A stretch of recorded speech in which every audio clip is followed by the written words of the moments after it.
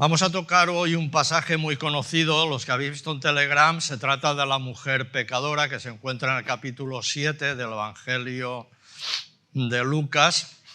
Para mí es que es un tema muy especial y creo que ya he hablado varias veces, pero siempre sale un enfoque nuevo. Vamos a leerlo. En Lucas 7, a partir del verso 36. Uno de los fariseos rogó a Jesús que comiera con él, y habiendo entrado en casa del fariseo se sentó a la mesa. Entonces una mujer de la ciudad que era pecadora, al saber que Jesús estaba a la mesa en casa del fariseo, trajo un frasco de alabastro con perfume, y estando detrás de él a sus pies y llorando, comenzó a regar con lágrimas sus pies y los secaba con sus cabellos, y besaba sus pies y los ungía con el perfume. Cuando vio esto el fariseo que lo había convidado, dijo para sí: si este fuera profeta, conocería quién y qué clase de mujer es la que le toca, porque es pecadora. Entonces respondiendo Jesús le dijo: Simón, una cosa tengo que decirte. Y él dijo: di, maestro. Un acreedor tenía 2 deudores, uno le debía 500 denarios y el otro 50. No teniendo ellos con qué pagar, perdonó a ambos. Di pues, ¿cuál de ellos lo amará más? Respondiendo, Simón dijo: pienso que aquel a quien perdonó más. Él le dijo: rectamente ha juzgado. Entonces, mirando a la mujer, dijo a Simón: ¿ves esta mujer? Entré en tu casa y no me diste agua para mis pies, pero ella ha regado mis pies con lágrimas y los ha secado con sus cabellos. No me diste beso, pero ella, desde que entré, no ha cesado de besar mis pies. No ungiste mi cabeza con aceite, pero ella ha ungido con perfume mis pies. Por lo cual te digo que sus muchos pecados le son perdonados, porque amó mucho, pero aquel a quien se le perdona poco, poco ama. Y a ella le dijo: tus pecados te son perdonados. Los que estaban juntamente sentados a la mesa comenzaron a decir entre sí: ¿quién es este que también perdona pecados?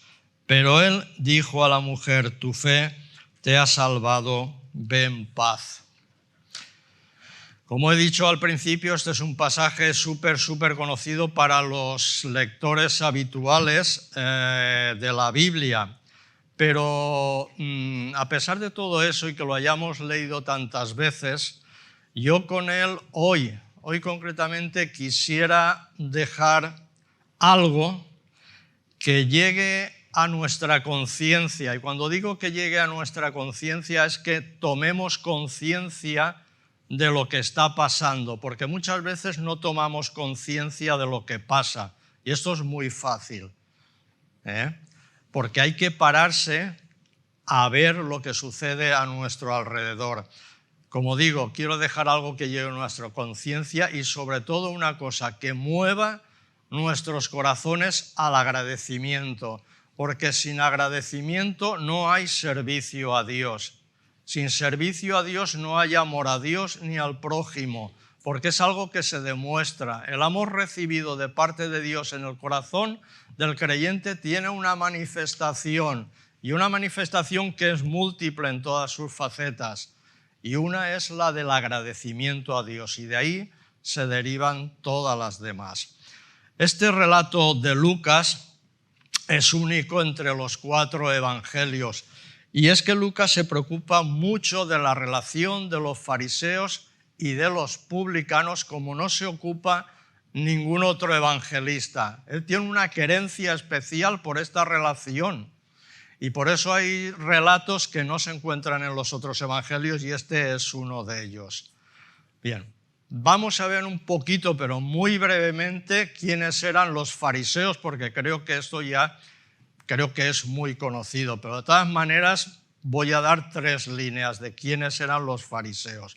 Los fariseos eran una secta dentro del judaísmo. Cuando oigamos hablar de sectas, en este sentido no son peyorativas. Una secta quiere decir una secesión, un apartamiento un cortar con algo y pensar dentro de esa misma religión, como era el judaísmo, de otra manera. O sea que no tiene un sentido peyorativo cuando hablamos de secta dentro del judaísmo, al contrario, eran una clase muy apreciada dentro del mundo religioso.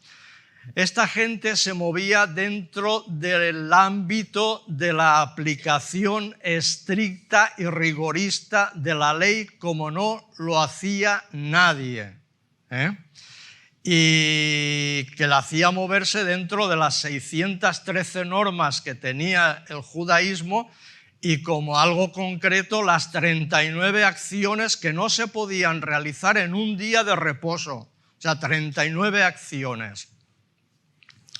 Bien, diremos algo más. El fariseísmo ejercía el poder religioso, como no, pero ejercía el poder político, ejercía el poder social, ejercía el poder laboral y, por tanto, económico.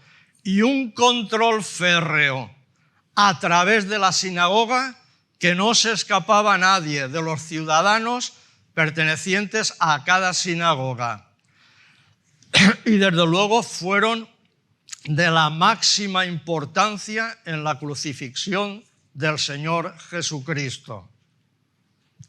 En definitiva, para terminar, muy religiosos y celosos de la ley. Luego veremos lo que pasa cuando alguien se dice muy religioso y celoso de la ley, y otra cosa es luego cómo se interpreta y las obras de cada uno.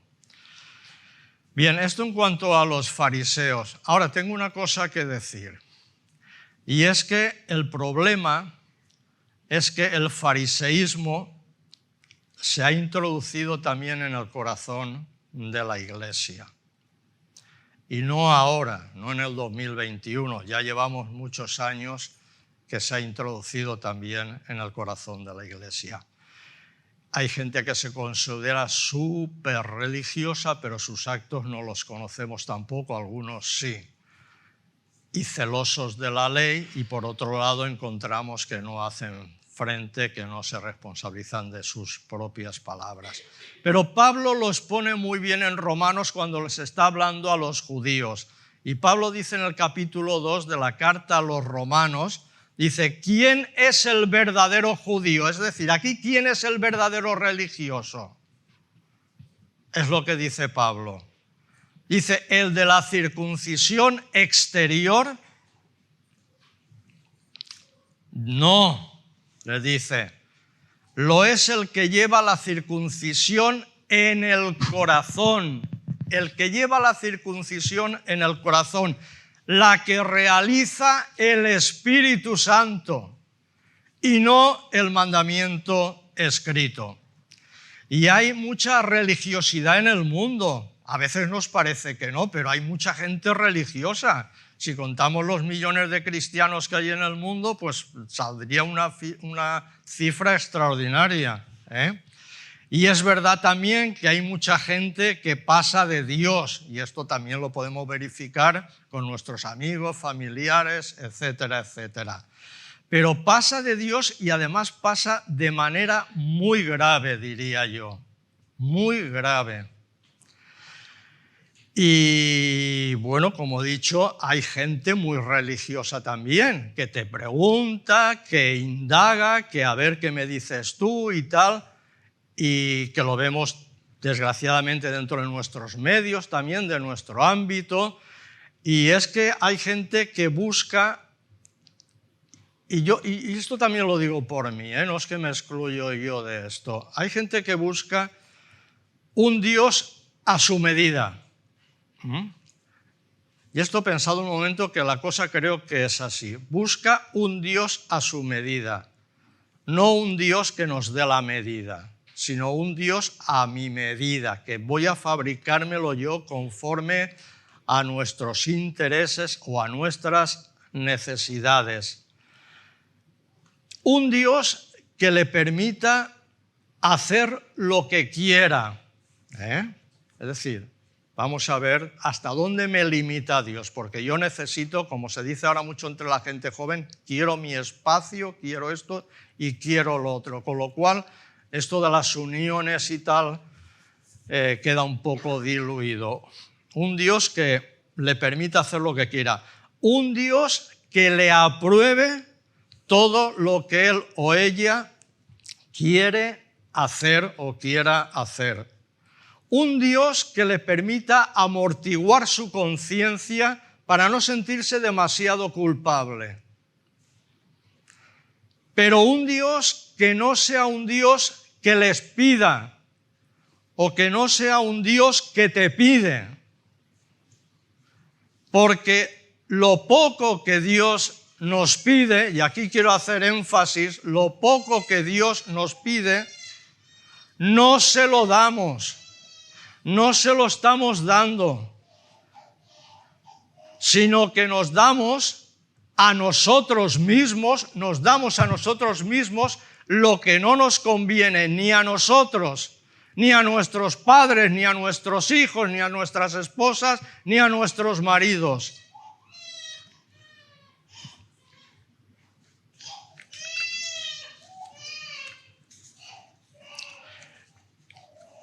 Y esta vida pasa. Esta vida pasa y además pasa muy rápidamente. Cuando uno es joven, y aquí hay gente joven y las que somos más mayores pues hemos sido jóvenes y también lo hemos hecho, parece como que nos hacemos la cuenta de la lechera, y esto tiene que ver con el cuento de la lechera, pero ya sabemos cómo termina el cuento, ¿verdad? Quizás lo que no conocen el cuento de la lechera, pues voy a decir que es una muchacha que vende leche en las antiguas vaquerías, tenía una vaca, coge leche, la recoge, la lleva con su cántaro a venderla a la lechería y por el camino va pensando, pues cuando venda esta leche compraré otra vaca, cuando tenga otra vaca compraré más leche, cuando tenga más leche la venderé y poder comprar una tercera vaca, y con todos esos pensamientos ya de comprarse un piso, una vivienda y todo, ¡pam!, tropieza y el cántaro va al suelo y se derrama y se acabaron todos los planes. Así que mucho cuidado con los planes que hacemos desde la juventud o incluso de la mayoría de edad, porque pueden dar al traste con nuestra vida. Pues bien, la vida del hombre es como ese cántaro que se rompe junto a la fuente. Y lo dice la palabra de Dios en Eclesiastés capítulo 12, verso 6. Acuérdate de tu Creador antes que se rompa el cordón de plata, antes que se quiebre la vasija de oro y se estrelle el cántaro junto a la fuente. Entonces las oportunidades o la vida que tenemos en esta vida se acabó. Y las oportunidades de tener una buena y auténtica relación con Dios se acabaron también. ¿Queremos que acabe nuestra vida así? Yo creo que si tomamos conciencia de la realidad, de todo lo que tenemos alrededor y de nuestra propia vida, creo que deberíamos de reflexionar de una manera muy seria.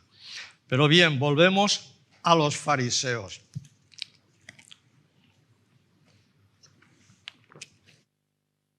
Es que los fariseos, siendo los mayores enemigos de Jesús, le invitaban a comer. Porque Jesús conmovía a las multitudes cuando predicaba. Porque la gente le escuchaba de muy buena gana. Porque tenía credibilidad, enseñaba como quien tiene autoridad y no como los escribas. Y era importante que cuando llegaba el sábado y alguien relevante como Jesús predicaba en la sinagoga, pues la gente poderosa se peleaba por invitar al predicador, porque para eso eran los ricos y los poderosos, y el predicador era alguien importante. Porque además cuando Jesús predicaba en la sinagoga o en cualquier otro sitio, la gente salía conmovida en un sentido positivo o a veces en un sentido negativo, porque no quería seguirle. Llega un sábado, en la escena que estamos viendo, y Jesús es invitado a la sinagoga. Y es invitado porque es considerado ya en Jerusalén un predicador, es considerado un profeta y es considerado un maestro. Y por esto es invitado a la sinagoga. Y cuando termina la reunión en la sinagoga, algún miembro del Sanedrín o algún poderoso dice: hoy el predicador me lo llevo yo a comer a casa. Esto ocurría mucho antes, ahora ya no ocurre tanto en nuestros medios. Bueno, Jesús llega a casa del fariseo y se recuesta sobre su lado izquierdo, como era la costumbre, en un diván con los pies hacia afuera, alejados de la mesa, según la costumbre oriental. Es un día de fiesta y en un día de fiesta, pues el que da esa fiesta y da esa comida, pues abre las puertas de su casa, como hizo el fariseo, de manera que se les permite entrar a la gente del pueblo, se permite entrar a los pobres, se permite entrar a los mendigos, etcétera, etcétera, y se permite entrar a las prostitutas también. Todos tienen la posibilidad desde el hall de ver esa gran mesa puesta allí y todos los comensales comiendo.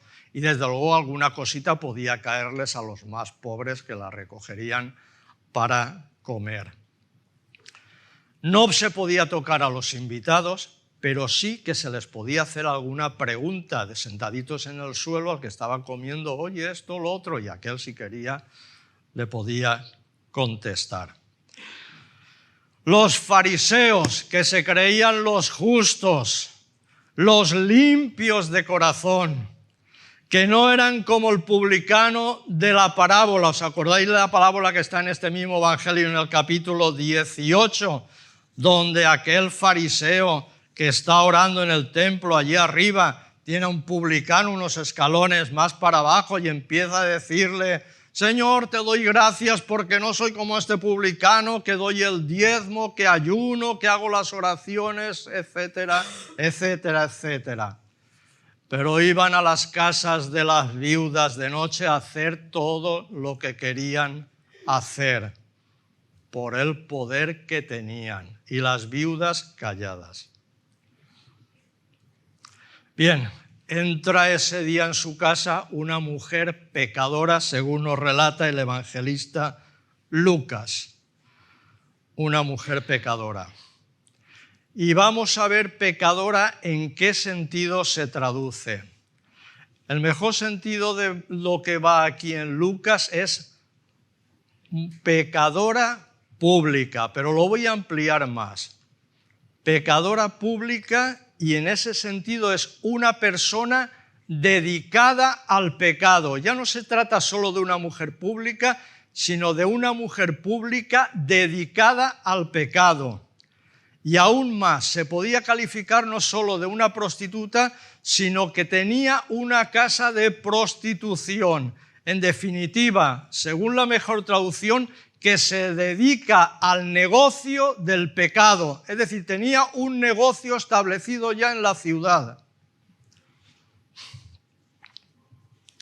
Bien, esta mujer, habiéndose enterado de que Jesús estaba en la ciudad y que ella era conocida por su negocio, fijaos el atrevimiento, Jesús está en la ciudad y ella es conocida en toda la ciudad por su negocio. Va a la casa del fariseo, gran atrevimiento por su parte, va a la casa del fariseo y sin decir nada, quietecita, se sienta a los pies de Jesús con un frasco de alabastro conteniendo un perfume carísimo. ¿Y quién mira a esta mujer lo que hace y lo que va a hacer en ese momento? ¿Quién la está mirando? Jesús está recostadito y está de espaldas, la mujer está detrás de él.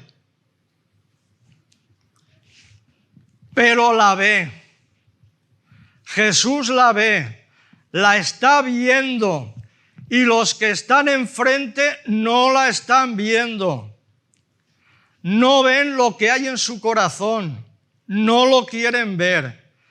Pero hay alguien que la vigila, que está expectante a ver lo que hace y a ver lo que hace Jesús también con ella. Y ese es el que le invita. Y se dice de una manera explícita aquí en el pasaje. Cuando vio esto el fariseo, es decir, el fariseo estaba expectante a ver cómo se desarrollaba la acción. Para él, para el fariseo, Jesús era alguien interesante. Por eso estaba tan atento. Y cuando vio esto el fariseo que le había convidado, dijo para sí: si este fuera profeta, o mejor, si este fuera el profeta, conocería quién y qué clase de mujer es la que le toca. Una mujer pública que se dedica al negocio del pecado. Y en aquella época, alguien que se llamaba rabí, maestro, pues no tenía relación con mujeres, y sobre todo de la clase de esta mujer que era pecadora. Por eso el asombro de los discípulos en el relato de Juan de la mujer samaritana, cuando lo ven hablando junto a una mujer, conversando con ella, y además es samaritana, se quedan asombrados de que el maestro está hablando con una mujer. No corresponde a la categoría de un rabí hablar con una mujer. El fariseo está ya expectante, viendo el desarrollo de la situación, está esperando a ver por dónde salen las cosas. Y empieza ya a tambalearse la idea que tiene de Jesús. Está diciendo: me parece que me he equivocado yo con el invitado de hoy. Me parece que este no es profeta ni siquiera algo más.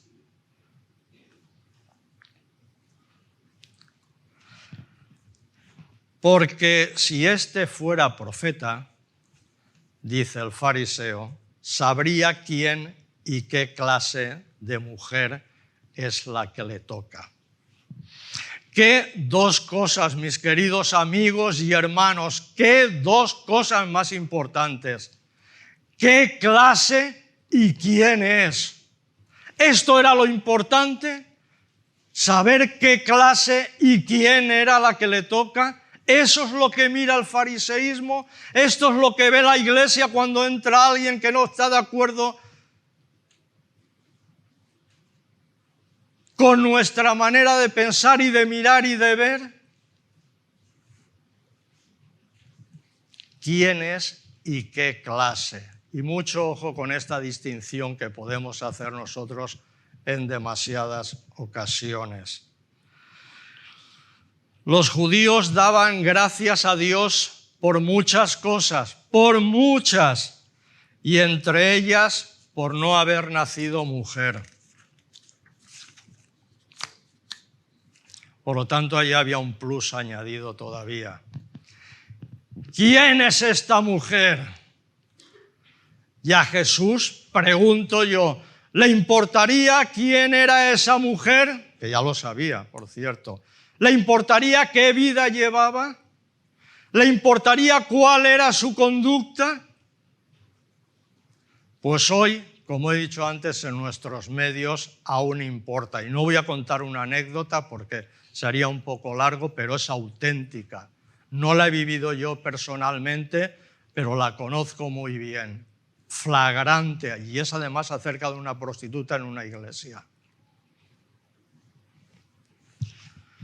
Esta mujer, ¿quién era esta mujer? Pues era una basura. Pues no, no era una basura, era un ser humano que sufría. Una mujer que tenía sentimientos, que lloraba su pecado, al margen de que no sabemos quién le llevó a esa vida, porque esa es otra. Que puede que los poderosos de entonces, como ocurre ahora, tuviesen su parte importante de responsabilidad con la vida que llevaba esa mujer. Puede ser que nadie le ofreció un trabajo digno, puede ser que nadie se apiadó de ella, que nadie le diera recursos, le proporcionase recursos a base de trabajar. Pero por su casa, eso sí, por su casa pasaron muchos de aquellos hombres que les podían haber dado trabajo. Hombres que eran adúlteros, pero que adulteraban en las tinieblas de la noche. Y a Dios no se le puede engañar por muy religioso que uno pretenda ser. A Dios no se le puede engañar. ¿Cómo? Decía el fariseo. El profeta permite que esta mujer abyecta le toque. Respondiendo Jesús le dijo, Simón, y aquí ya aparece el nombre del fariseo, que sabemos que se llama Simón. Algo tengo que decirte. Sé lo que estás pensando, Jesús lo sabía. Y algo tengo que decirte. Y lo que le dice a Simón es muy serio. Y lo que le dice a Simón demuestra que su religión que estaba practicando era equivocada. Como nos lo puede decir el Señor a nosotros, dependiendo qué clase, si somos muy religiosos, pero no somos nada creyentes. Demuestra lo que le dice al fariseo, que su religión era interesada, porque servía a Dios por los privilegios que tenía. Como no era pecador, el fariseo, no era como el publicano, daba los diezmos, ayunaba, etcétera, etcétera, pues creía que todo lo que Dios le daba se lo merecía. ¿Cuántos piensan hoy en la actualidad o pensamos que lo que tienen o lo que tenemos es porque Dios nos bendice? Y los que no tienen es porque no se lo merecen. Esto sonará, esto lo he oído yo cantidad de veces. Bien, y ahora llegamos a los dos deudores. Conocéis ya la parábola que les cuenta el Señor. Un acreedor tenía dos deudores, uno 50 denarios, aproximadamente mes y medio de trabajo, y otro 500 denarios, año y medio de trabajo. Esa era la deuda. Bien, ¿y qué pasa cuando eres insolvente? Cuando eres insolvente no puedes pagar, ¿verdad? Es que no tienes, no puedes pagar. Aquí no se dice en estos deudores que no quisieran pagar, simplemente que no podían pagar esos dos deudores.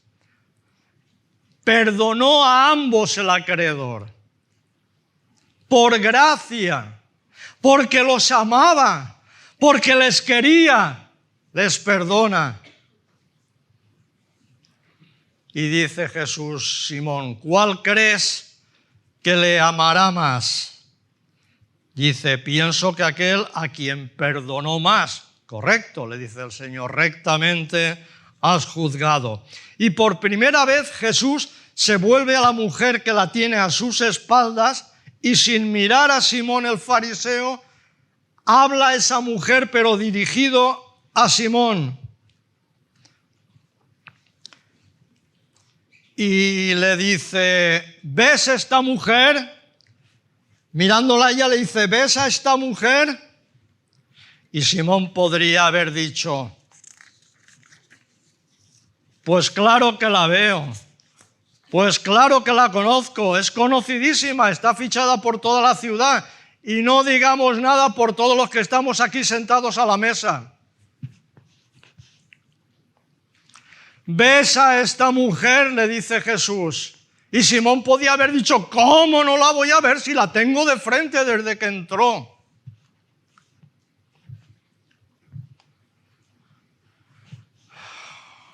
Pero, y el Señor le podría haber dicho, y me imagino que que lo pensaría, porque vosotros, los fariseos, solo veis lo que hay por fuera, los religiosos solo veis la capa exterior. Pero no ves su corazón, solo piensas que es una mujer que ha vivido de su negocio. No ves su corazón, no ves sus sentimientos, no ves sus lágrimas, no ves su dolor, no ves su arrepentimiento. Y eso, Simón, es lo que yo quiero que veas. Mira, Simón, entré en tu casa y no me diste agua para tus pies. Porque aunque me has invitado a tu casa por unos intereses que tú conoces, no soy tan importante para ti como pareciese que era. Pero esta mujer ha regado mis pies con sus lágrimas. No me diste agua, Simón. No me diste beso tampoco. Mas esta no ha dejado de besarme los pies.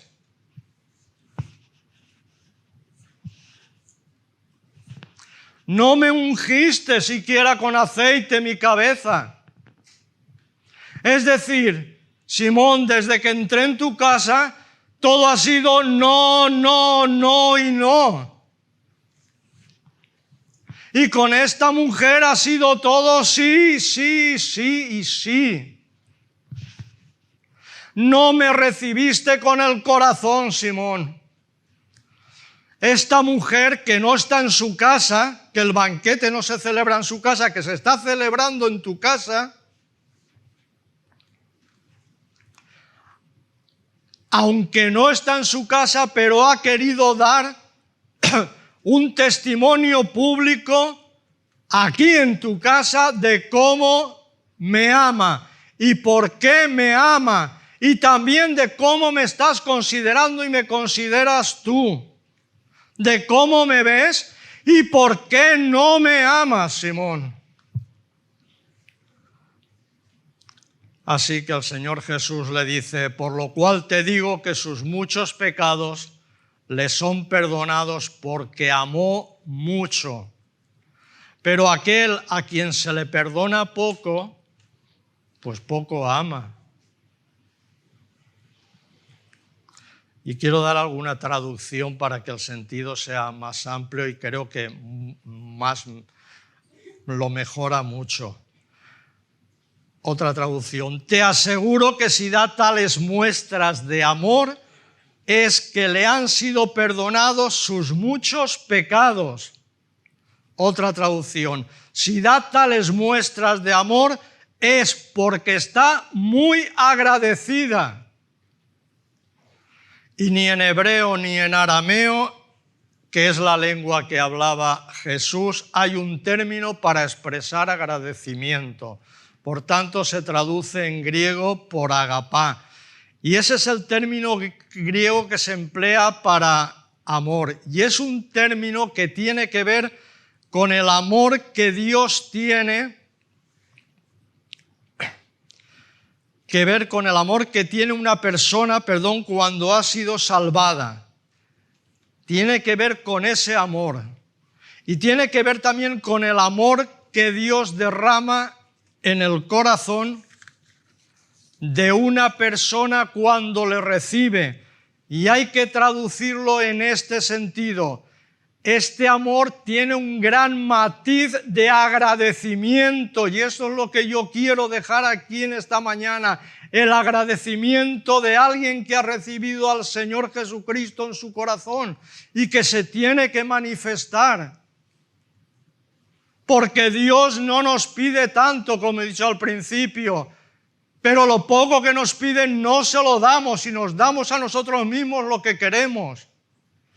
Y ahora viene el prestamista, que es una figura de Dios, y los deudores, que son los seres humanos que no pueden pagar, es decir, no tienen con qué pagar. Cumple el plazo y no tienen que pagar, y por gracia, por amor, los perdona. Y aquí hay una persona que sabe, que es la mujer, que ha sido perdonada. Por eso, y para eso hay que reconocer su pecado como lo reconoció esta mujer a los pies de Jesús. Pero claro, el fariseo que pensaba que los pecadores eran todos los demás,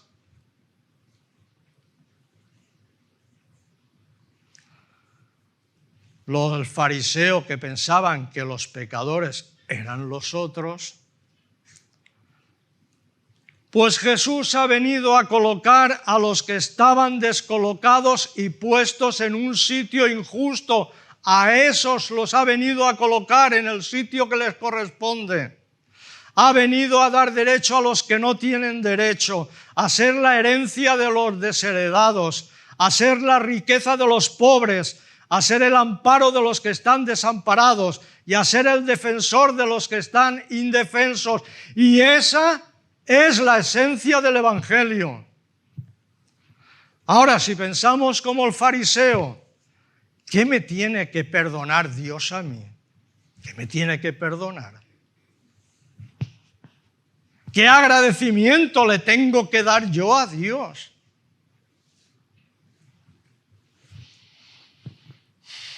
Y aquí hay para todos.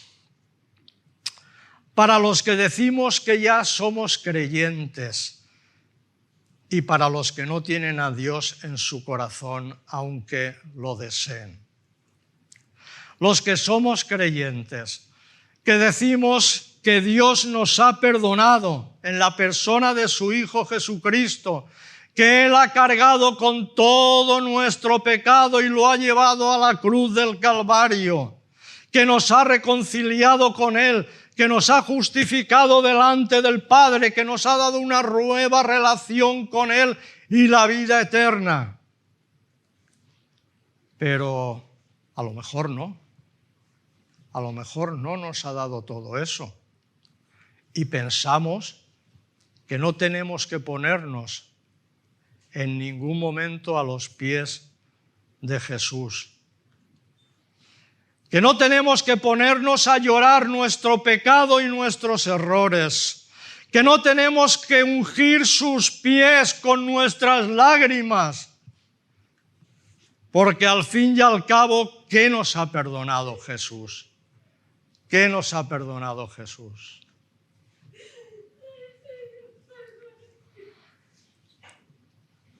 Y si reconocemos que nos ha perdonado mucho, ¿cómo es que le damos tan poco?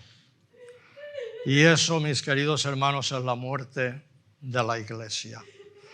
Y si todavía no somos creyentes, saber que no importa qué clase de persona somos, que Dios no hace acepción de personas, que Jesús para salvarnos no pregunta quién eres, qué clase de vida has llevado hasta ahora, no le importa en absoluto. Ahora, ¿qué pregunta Jesús? Porque eso no te lo pregunta quién eres y qué clase de persona eres.